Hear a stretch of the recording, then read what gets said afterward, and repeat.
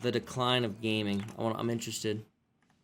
The Act Man. I'm very interested. Let's take a listen on this man's viewpoints. 30 minutes though. I'll give him 10 minutes. I'll give him 5 minutes to convince me to watch this video, okay? Video games ever since I was 3. I've been playing video games ever since I was 3 years old, when my parents substituted a Game Boy Color and Pokemon Blue in place of a babysitter. As I grew up, there was so much to love about gaming. I got to play and experience countless amazing titles, and witness the industry as it grew and evolved. After playing something like Oblivion or BioShock, Halo 3, I would just kind of sit there and wonder, what's next?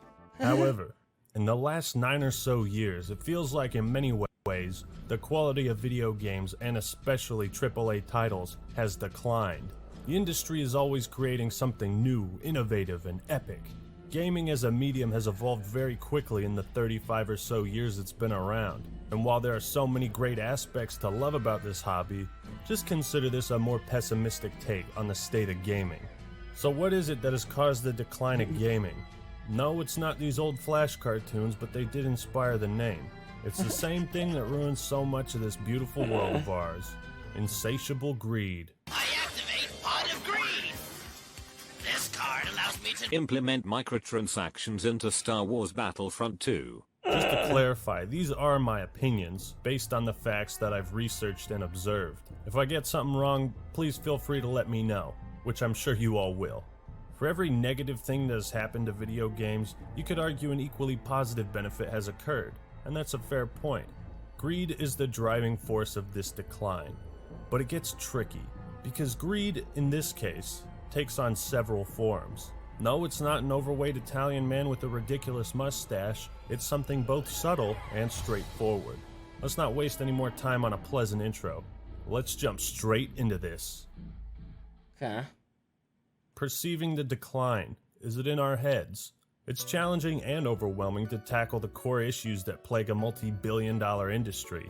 With so many different companies, developers, publishers, programmers spread all over the world, is it possible to categorize and identify this decline? Yes! All we need to do is follow the money.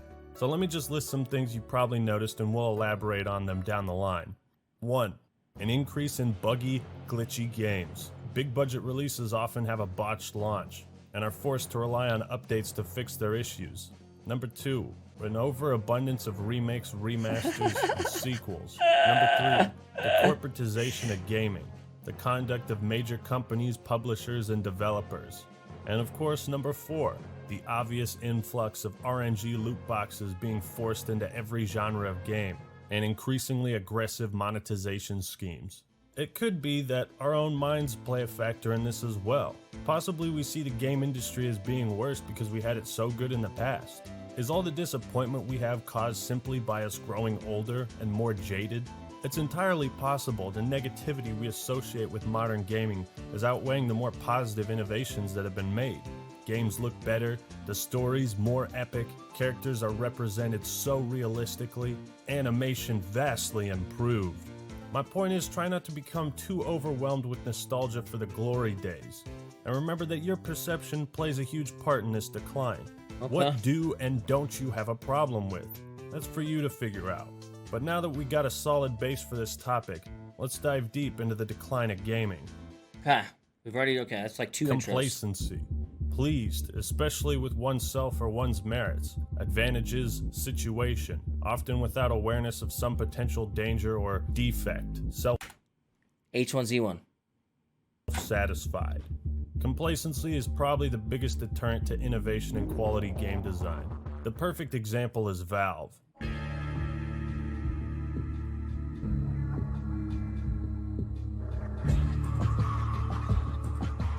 We used to make video games. Once known for their unconventional methods of game design and their repertoire of critically acclaimed releases, so many instant classics that to this day are viewed as some of the greatest games of all time. But what about since then? Looks like there's been a change of plans. Well, Valve has not made a new game since Portal 2, 8 years ago.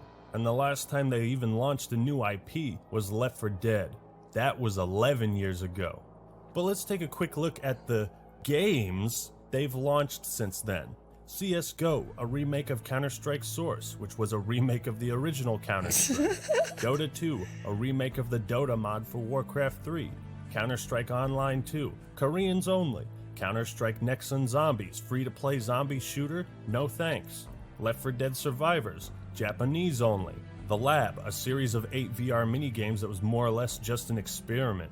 Dota Underlords, a mobile version of Dota Auto Chess. Do I need to elaborate? This is the same company that made Half-Life 2, and yet Valve is just content with developing these unremarkable titles? You can really sum up the disappointment gamers have had with this company in the Artifact reveal. Everyone was so hyped to see what Valve was working on. It had been so many years since they came out with a new kick-ass game, and when they revealed it, everyone lost all interest. Bruh. A Dota 2 card game. Now the question is, why did Valve stop making actual games? What happened to their ambition? Well, as of March 2015, Valve makes $18 million per month off Dota 2 alone. Valve is also, by ratio, one of the most profitable companies with the fewest employees in America, earning roughly $300,000 per employee. They make 30% of every sale off Steam. They're just rolling in the moolah right now. The chimichangas, the gold bars. If you're making tons of money selling the same thing for 7 years and you're a businessman, well, why would you stop? Why would you take the risk and time to develop and sell a brand new product when you can simply maintain your current products and watch the profits get dumped straight into your bank account? Oh hey Bethesda, how's it going, buddy? Didn't see you there. You still selling Skyrim? There's no question that Valve fans will eat up whatever new game they put out, provided it's the type of game people Listen, want. bro, don't hate As on a them. They came consumer, out with Fallout you'd 76, buy Portal bro. 3, you'd buy Left 4 Dead 3, and you'd most certainly buy Half-Life 3. Long awaited and pretty much dead, Half-Life 3 is a perfect example of complacency. I got nothing to say about Half-Life. Despite the critical acclaim and unrelenting hype for this title, you'd think Half-Life 3 would be at the top of Valve's priority list. But it never was. Instead, we're getting a VR game. And while it's cool they're finally making another Half-Life, all I can think is, what about the games that people want? You see, Valve and even some other companies need good lessons from Bono. You know, don't ever stop trying to be in the limelight. Keep pushing forward to infinity and beyond. Bethesda and Rockstar are another two clear-cut examples of how complacency has creeped into the video game industry. The undisputed masters of reselling the same product in as many forms possible. After Grand Theft Auto 5, Rockstar basically did nothing except update the game and port their old games to different platforms. Until 5 years later, they released Red Dead Redemption 2. Now again, I'm not saying these are bad games, but if you look back in the 5 years from 2001 to 2006, they were putting out hot shit like GTA 3, Vice City, Midnight Club 2, Manhunt, Red Dead Revolver, The Warriors, and Bully. Rockstar used to experiment and try new things, developing several IPs at a time and building a library of games to their name. But now they've gotten complacent. Bethesda, meanwhile, had a 5-year wait between Oblivion and Skyrim. That felt like forever, but oh my god, it was worth it. Skyrim was amazing. It flew off the shelves like crazy. All my friends were playing it, and now it's been 8 years since Skyrim. And we basically have no news, gameplay, or anything regarding Elder Scrolls 6. After New Vegas, it took Bethesda 5 years to come out with Fallout 4, a product that was very polarizing amongst the Fallout fanbase. And then 76 releases. Do you see this decline? It's this complacency, this lack of desire to innovate and create new things. He hit the that has decline led at to some of our 76, favorite bro. game companies releasing new games far more infrequently. And when they do, it's either something you don't care about, or it's just another sequel.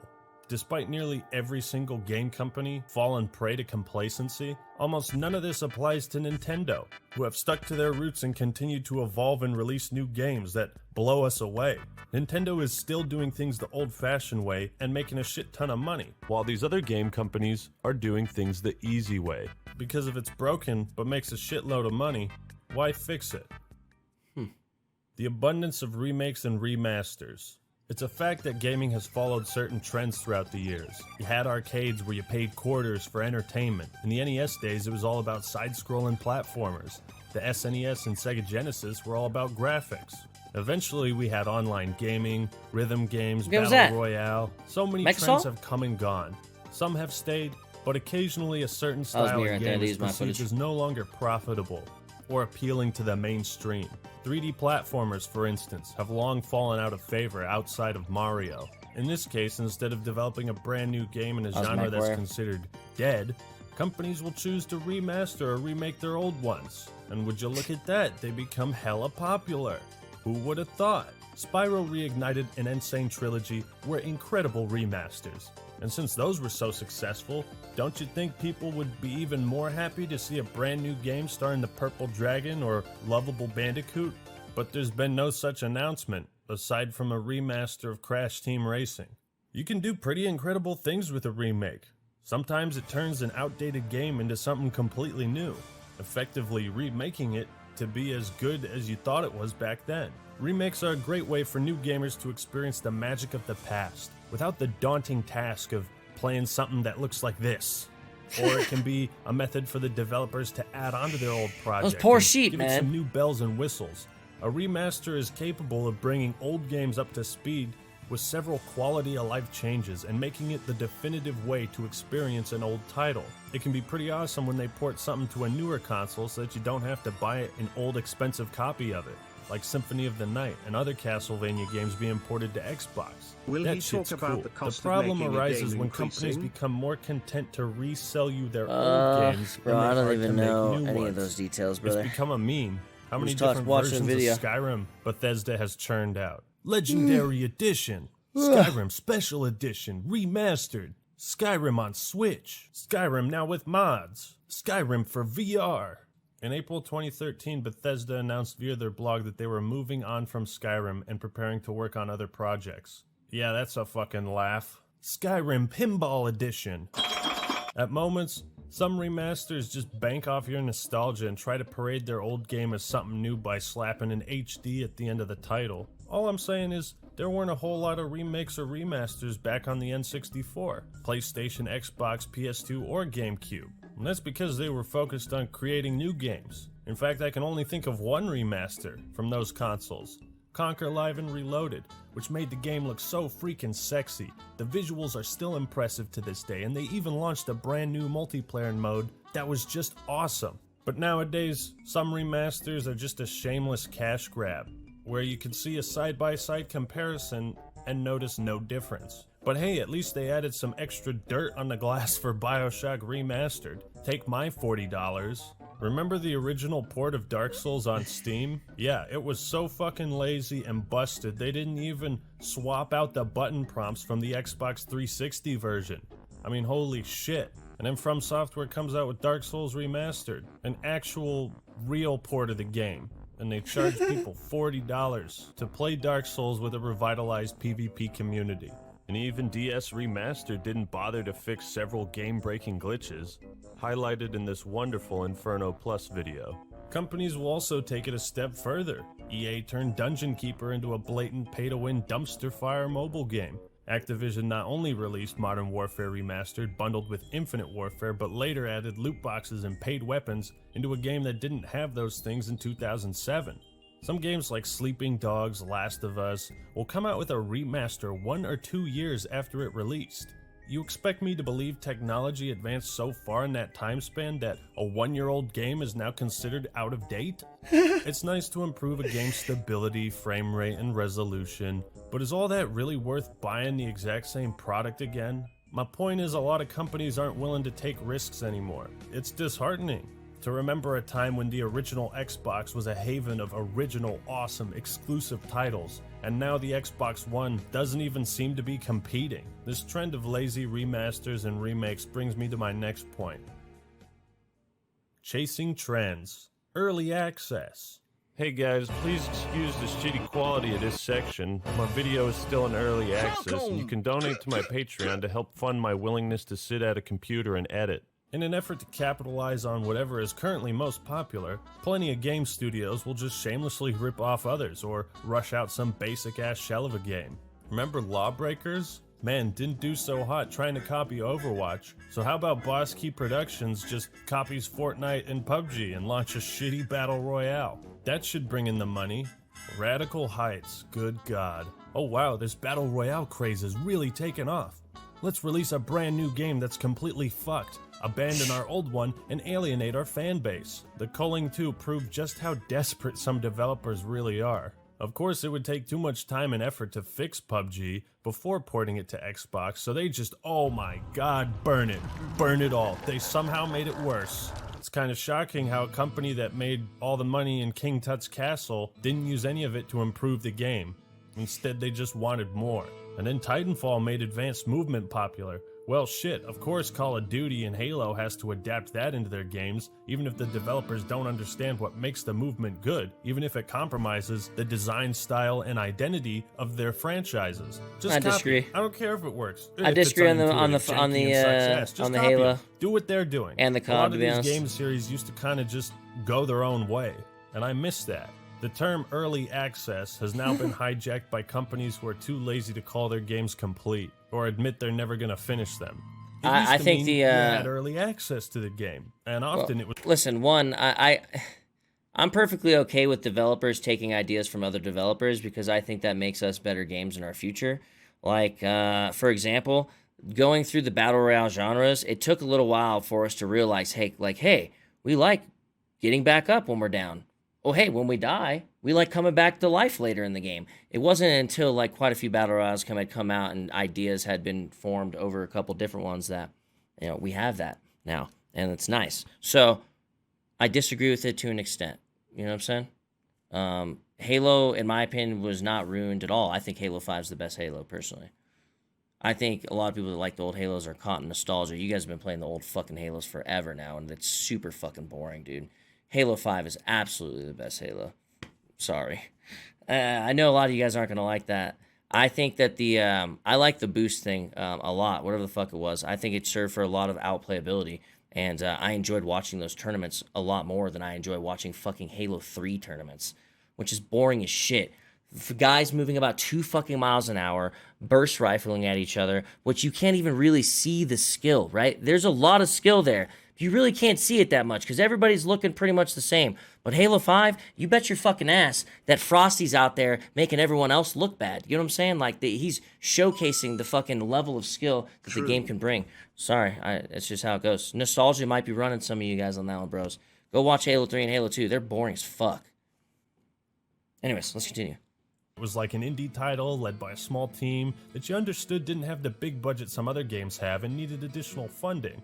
But now all it means is the game is going to be a buggy mess and you can't be mad at them because, hey, it's just in early access. Even if they make billions of dollars, Bluehole and Epic will continue to call Fortnite and PUBG whoever that early guy has got access some aim, though. titles. Let You go. got all those shitty-ass zombie survival games. My buddy brought over 7 Days to Die one time, and after playing it for 5 minutes, I was I'd have like, been over it. dude, you got fucking scammed. You buy this shit from Jose in the back alley behind the strip I don't club? know Like, what the fuck is what this? the fuck people Once like about esports that game. really started to take off, developers started tailoring their games to be competitive. Everyone wanted their product to break into esports territory, and that can really mess with the project's Halo vision. 5 is a When all better you're worried version of about is Halo chasing the 3. most popular People trends let and the cash nostalgia get flow, in the way you of get all how these half-assed objectively good games Halo releasing, 5 and suddenly multiplayer the is. desire to create I agree. something I agree. new It's not like I don't like replaced Halo with 3. the Halo 3 is desire to great. It's copy legendary. others. But Halo 5 is the best Halo right now. Games as a service, updates, online only, broken launches, etc. Like just to be clear, I would very much rather had, they came out with Halo 5, right? For PC. I respect your opinion. We're kind but of I excited think about you it. mean Halo 5's multiplayer is the best, if anything, right? Oh yeah, I don't some care some. about I don't care about the single player. Whatever the fucking single player is, I don't fuck the single player. I don't care about any of that. I'm talking about multiplayer only. But yeah, when it comes to fuck, dude, I forgot what I was gonna say now. You killed me. You're killing me, bro. You're killing me, Smalls. I was gonna say something specific. I had something I don't have anymore. To patch a game after its release was one of the biggest revolutions in game development, allowing teams to continue their work before going gold. Bug fixes, balance updates, and more were now possible. Even when a game comes out and you buy it on launch day, it has an update, because the developers are still working on it after they started shipping copies. Nowadays, you can fix, tweak, and save your ass as a developer with this luxury of post-launch support.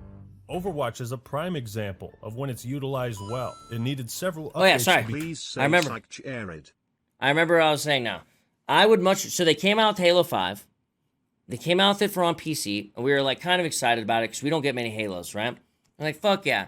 It feels like shit. It runs like shit. It gets below 60 FPS. It feels like 30 FPS. The fucking mouse feels like you're dragging it through fucking mud. There's so much goddamn input delay. Then what do? They don't fix Halo 5. They come out with Halo Reach. Halo Reach actually feels good, but it's fucking Halo Reach, so who fucking cares? You know what I'm saying? Then Halo 3, then Halo 2, and so on and so forth. But at the end of the day, I still think, who fucking cares? Because they're just old-ass games. And Halo looks backwards more than they look forwards, I think because of their community that constantly makes them do so. You know what I'm saying? Halo and COD completely changed their identities and what made them different and special. To all being the same game with a different skin and weapons. No, load of shit. That's a load of shit. What did Halo 5 do that took away from Halo? What, they made it so you can grapple up fucking objects so your guy doesn't just float onto stuff like, oh, I landed, the floating and shit, dude. They made it so you can grapple up. They gave you a little fucking maneuver, little thing, right? The little burst thing. And they brought the pistol back, and it's a 5-shot. Give me something else that you are truly missing as a Halo lover. You know what I mean? What are you missing?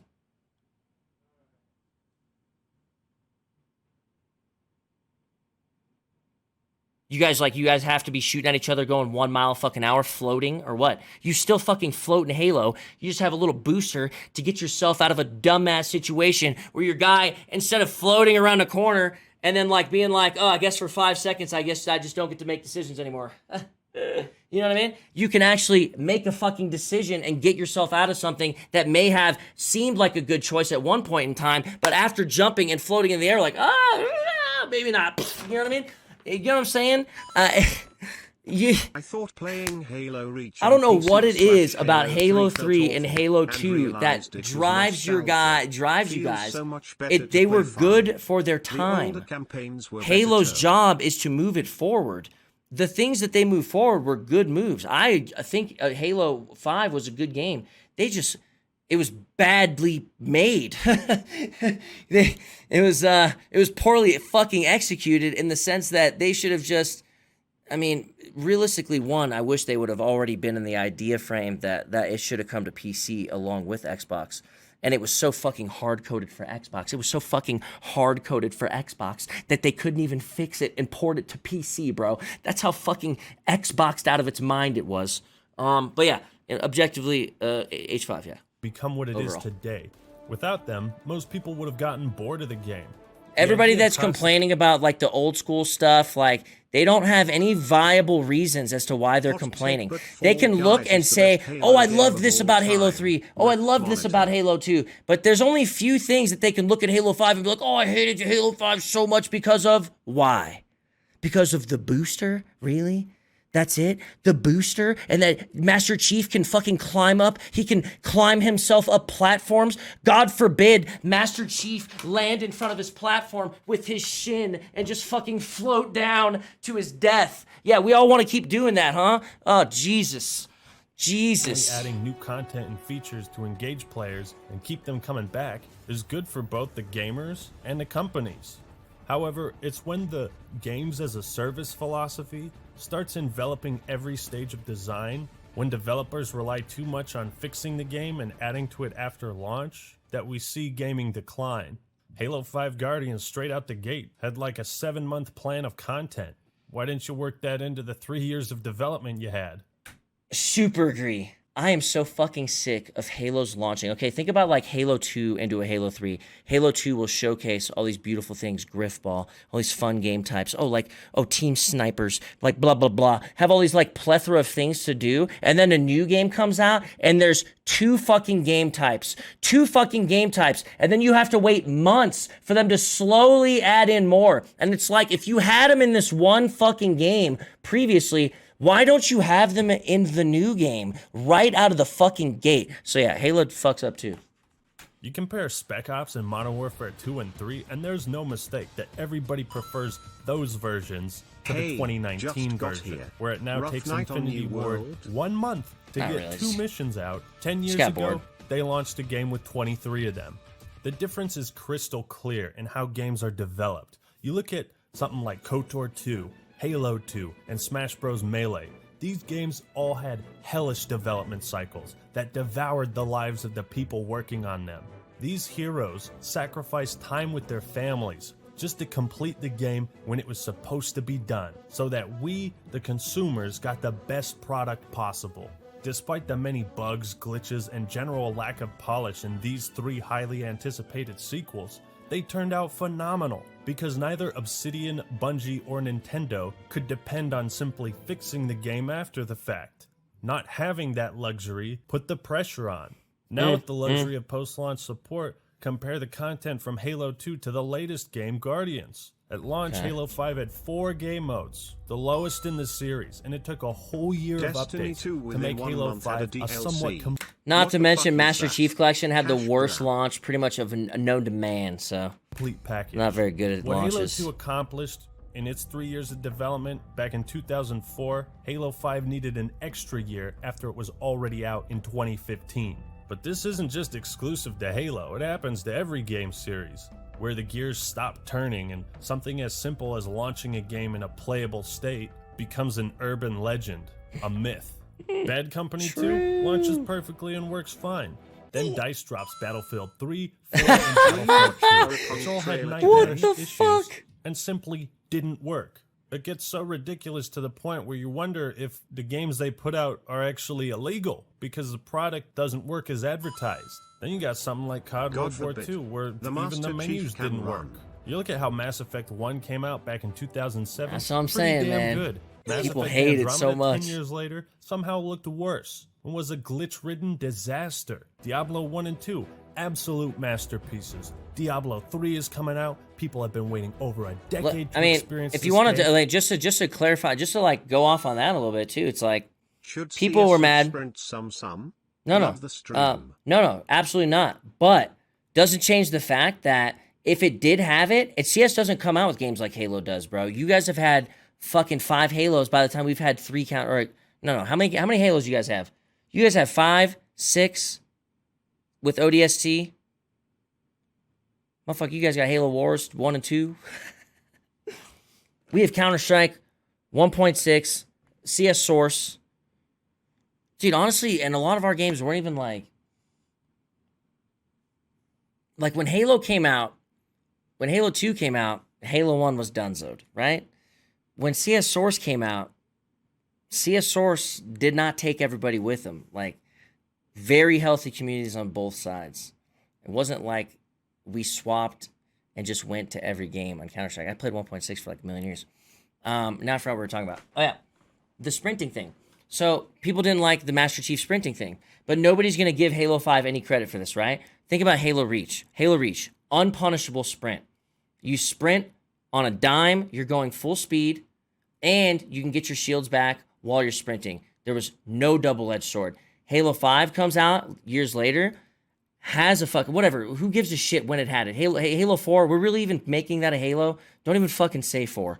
Halo 5 comes out, and their sprint is absolutely a double-edged sword. Yeah, you can get out of fights in the moment. You can get out of fights. One, you don't start sprinting at full speed on a dime. Your guy starts a little slow, then gets going. Also, what happens when you sprint? Your shields don't regenerate. So if you are going to sprint away from a fight, doesn't matter. You are still going to be out of a fight for a longer period of time if you survived getting out of it before getting into another engagement, and could potentially be picked off easier before getting into that other engagement. So there was absolutely a double-edged sword implemented on something that the community hated and turned it into something that works for Halo.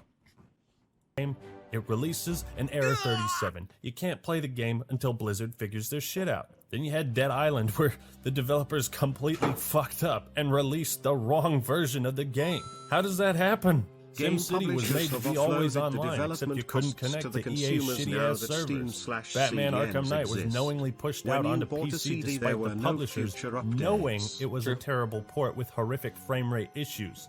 I'm not saying every game from the glory days launched in a perfect state, but these unplayable disasters happened far less frequently, and at the time, I was way more forgiving of them. And then we arrive at the Master Chief Collection, which was a testament to just how broken you could release a game and somehow not be investigated by the Better Business Bureau. This atrocity was so unplayable, I'm surprised there was no class action lawsuit filed. The new cutscenes by Blur were jaw-dropping, but it's hardly any consolidation when nothing worked. Ubisoft has the absolute worst launches. Game and they still have glitches bugs everywhere. on PC. Impossible to find games. Ranking system constantly resetting. 343 needed like 3 or 4 years to make MCC a consistently playable game. 3 to 4 years after I bought the game, I was finally able to play it the way they promised I could. So Halo 2 Anniversary will contain the original Halo 2 multiplayer exactly as it shipped 10 years ago. Though this is a subjective point, take a look at these MMORPGs. World of Warcraft changed the gaming landscape as we knew it and really gave rise to the games as a service philosophy with monthly subscriptions, new expansions. Imagine if there was games coming out all the time at the level of vanilla. It was the greatest thing ever. WoW has been consistently supported for like 15 years, and that's great. But here's an important point hardly ever mentioned. Warcraft as a series has been an MMORPG longer than it has been a real-time strategy. Despite 3 games with multiple expansions, the reason Warcraft 4 does not exist is because WoW does. Similarly, the reason why Knights of the Old Republic 3 does not exist is because the Old Republic does. Elder Scrolls 6 does not exist yet because they've been working on Elder Scrolls Online. For better or worse, these incredible series of games have converted to the games as a service philosophy.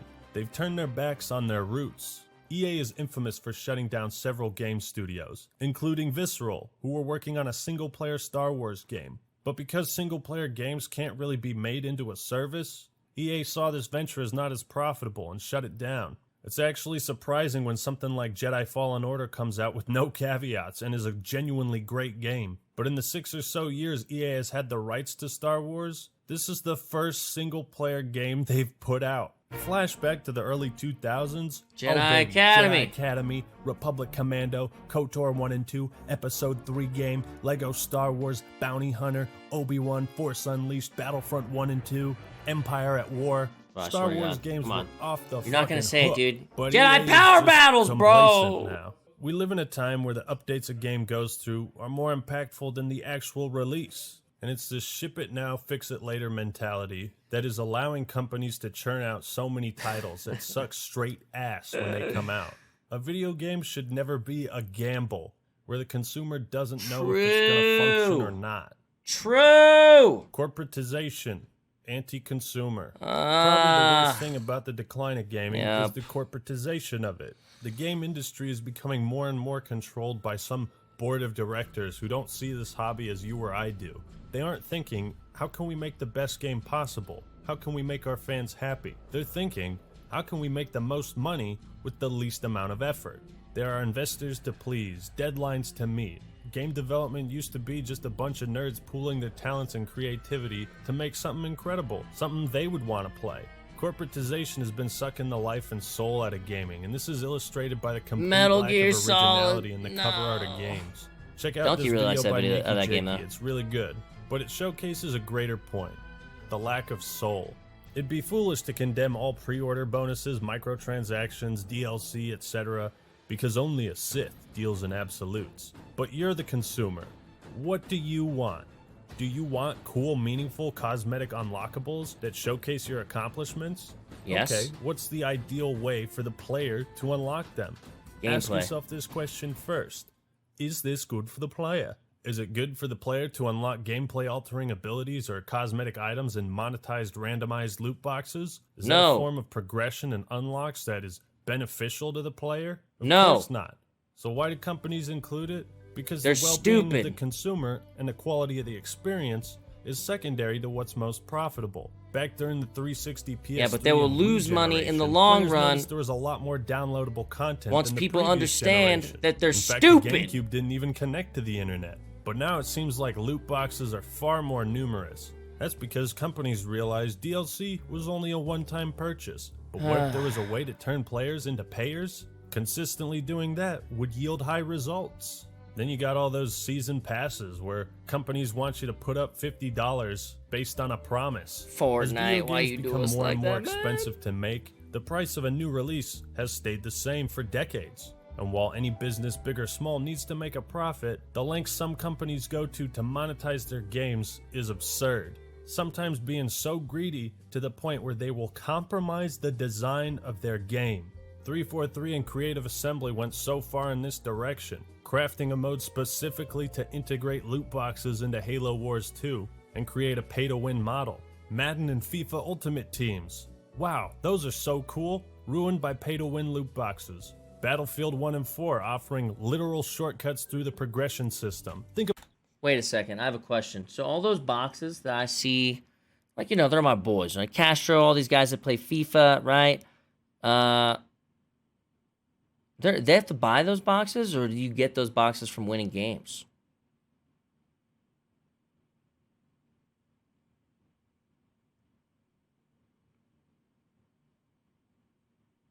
Both. Okay. Gotcha. It's both. As long as it's both, it's not that bad. But I mean,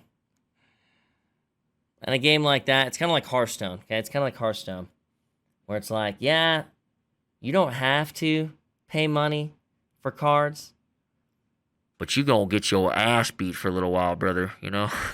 Yeah, that's what. Think about that for a second.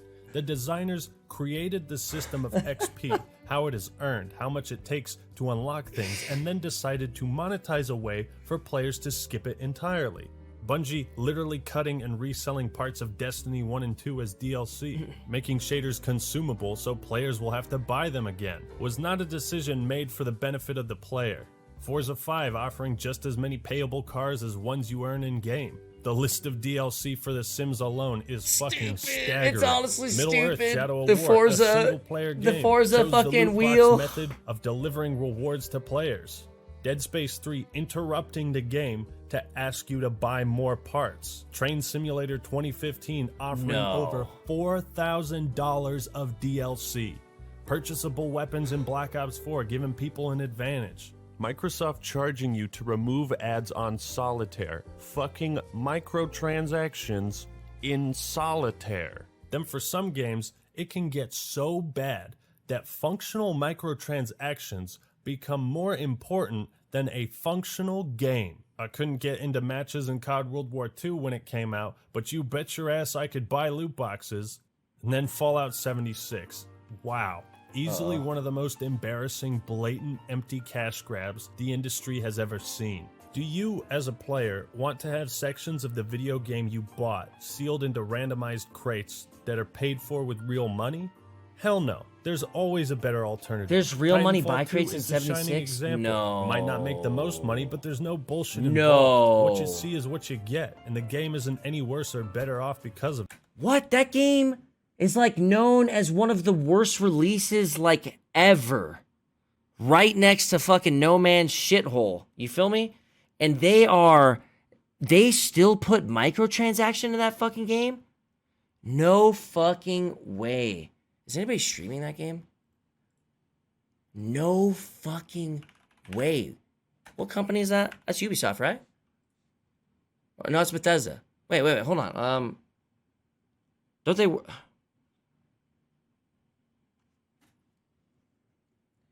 Bethesda. How many online games have they made? People are playing 76. Dude, this guy has 2,700 fucking hours. Wow. Some people like it. Maybe we're missing out. of it. Companies have tried seemingly every slimy, underhanded tactic to get you to pay just a bit more.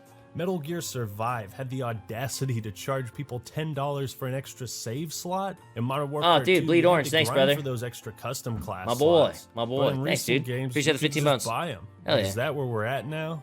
Valve and Bluehole opened up avenues to skin True, betting, Dirty Dan. It selling does and feel good trading for with an other alpha. players, which leads to gambling websites and the notorious shitlords like Team Martin and Pro Syndicate trying to make money off this infamous CSGO lotto scandal. The increasingly aggressive monetization of video games had gotten so out of hand that it attracted the attention of several world governments. I wish it didn't get to that I mean, point. I if you actually look really at like those leaked the. patents by Activision, it tossing tells skins you out. everything.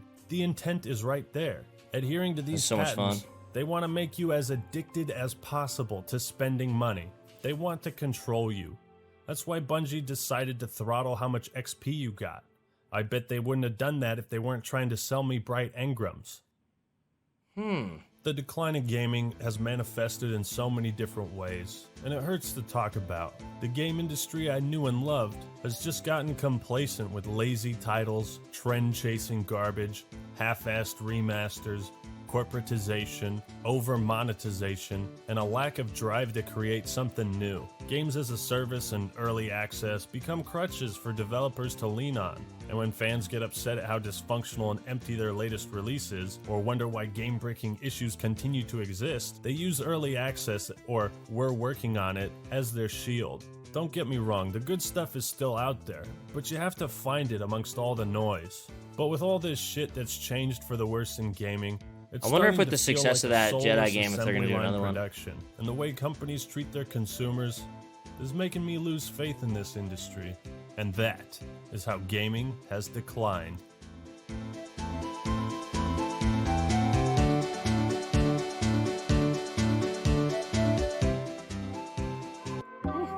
I liked it. I liked it.